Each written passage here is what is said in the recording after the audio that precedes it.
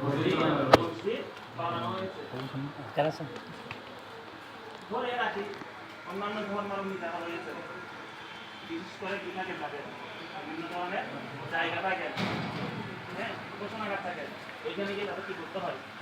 ইবাদত করতে হয়। আমরা যদি চাই এদিক থেকে বের হয়েছি, একটা জায়গায় পাক রয়েছে, এটা আমার মনে হচ্ছে এই জায়গাটা পাক, নামাজের সময় হয়েছে, আমি যদি রাস্তার মধ্যে দাঁড়াই, যে জায়গার মধ্যে কোনো মানুষের কি হবে না, দাঁড়ালে মানুষের কোনো কি হবে না, সমস্যা হবে না, ওই জায়গায় নামাজ পড়তে পারবো কিনা? এটা আমার জন্য জায়েজ আছে, আমার জন্য জায়েজ আছে। কিন্তু না, মানুষের কোনো যেন কি না হয়, ক্ষতি না হয়, সেটাও আমাকে করতে হবে, খেয়াল রাখতে হবে। তাহলে আল্লাহ তাআলা আমাদেরকে পুরো পৃথিবীকে কি করে দিয়েছে আমাদের জন্য